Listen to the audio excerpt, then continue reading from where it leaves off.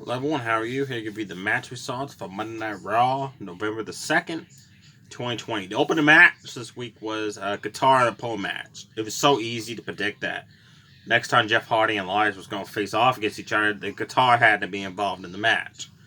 So the way this match worked was, you win by pinfall submission only after one of them unhooks the guitar from the pole that was set up outside of the ring, right behind one of the turnbuckles, and that guitar was way up that pole. All match, Elias stopped Jeff Hardy from climbing up to get it. Jeff Hardy stopped Elias from climbing up to get it. It was a good match. I enjoyed it. Back and forth. Jeff Hardy hit the twist of fate on Elias. He finally was able to unhook the guitar from the pole. So the guitar is now in play. He smashed it across the back of Elias and covered him for the 1-2-3. Bobby Lashley took on R-Truth in a champion versus champion match. R-Truth is your 24/7 champion. Bobby Lashley is your United States champion. During this match, the 24/7 title rule, where people could constantly try to pin R-Truth, was stopped until after the match. Awful match. It was way too short, and R-Truth, Hardy got no offense in. Maybe like 3 or 4 moves. Like a couple punches and a kick. Bobby Lashley got fit up very fast, hit the spear, and poor Truth flipped right over. Then Bobby Lashley won with the Master Lock. After the match, Drew Gulak ran in to cover Truth, because now the 24/7 title rule is in effect. Bobby Lashley's like, you ain't pinning him off of me. He beat that crap out of Drew Gulak, and then he tossed him on top of Truth. So the referee counted 1-2-3, so Drew Gulak's now your new 24/7 champion. I didn't understand why Bobby Lashley, first he got mad because Drew Gulak was trying to win after what he did to R-Truth. Then he basically let Drew Gulak win. It didn't make no sense. The Hurt Business also had another match last night. Non-title against the New Day. Cedric Alexander, Shelton Benjamin. They're working great as a tag team. I enjoy them as a stable. As a team. They took on Kofi Kingston and Xavier Woods. To me, this was match of the night. One of them was 2. This is the first one. Action-packed. A lot of double-team moves. It was just all non-stop action. Kofi Kingston had a hard time dealing with Shelton Benjamin, but Xavier Woods had no problem dealing with Shelton Benjamin. But he had trouble dealing with Cedric Alexander, and then vice versa. Kofi had no issues dealing with Cedric Alexander.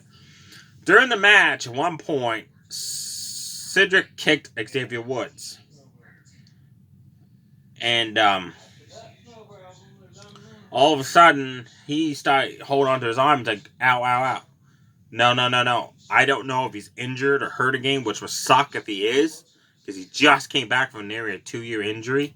The referee even stopped the match for a couple minutes, but Woods said he could continue.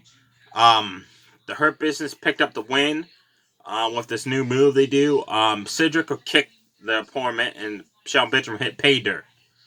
Well, that's what they did. Cedric kicked Kofi Kingston. Kofi turned around and got hit with pay dirt from Shelton Benjamin to pick up the win. So now the Hurt Business is next in line for a Raw Tag Team title match. I hope this is after Survivor Series. So I really want to see the New Day versus the Street Profits. First time ever, because I think that's going to be a really good match.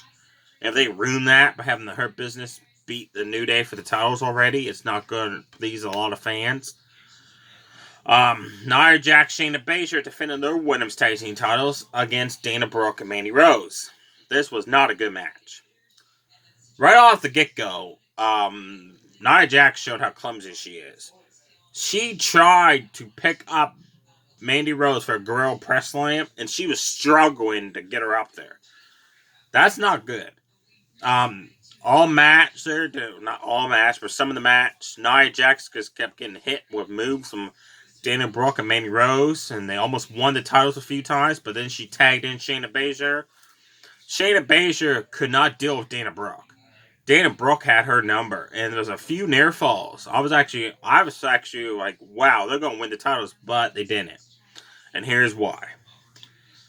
Here's why this match sucked.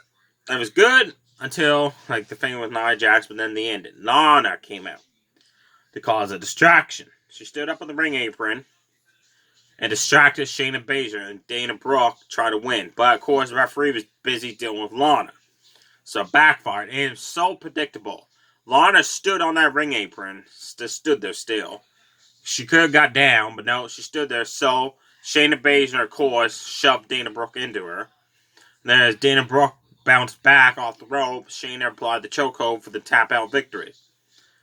This led to another match. Nia Jax took on Lana one-on-one. This was awful, one-sided. Lana maybe got one move in. It was all Nia Jax. She just tore it around with her, like tossing her over this side of the ring, tossing her over there. Nia Jax finally had enough and won the match with the Samoan drop. After that, again, she put her for the announce table. That's getting pathetic, folks. Like, if they're not going to have a tables match between the two of them, then just drop this whole thing and putting her through a table. It just, it's just getting bad to watch.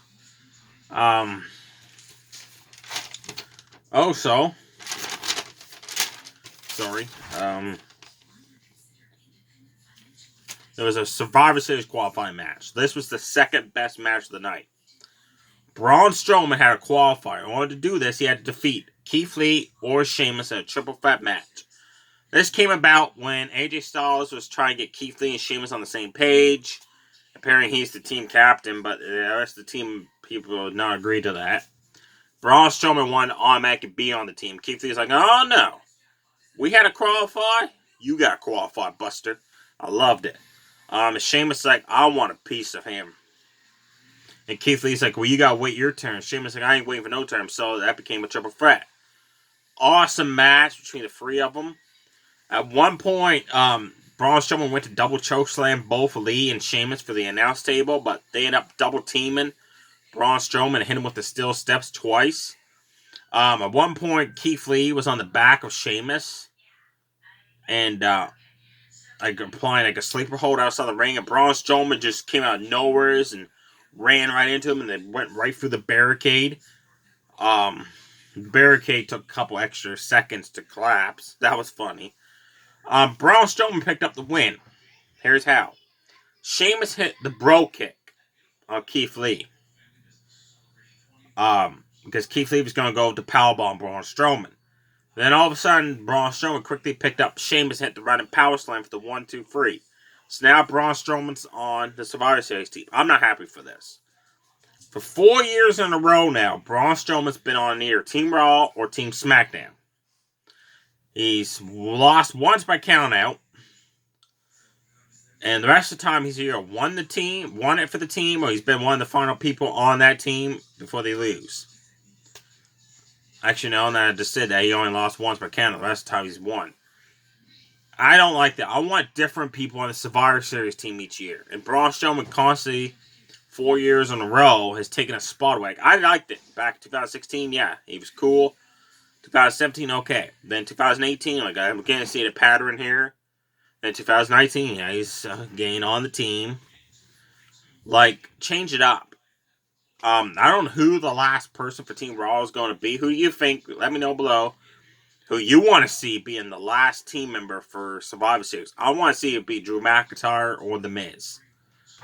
The main event was Drew McIntyre faced The Miz and John Morrison in a handicap match. So it was a good match.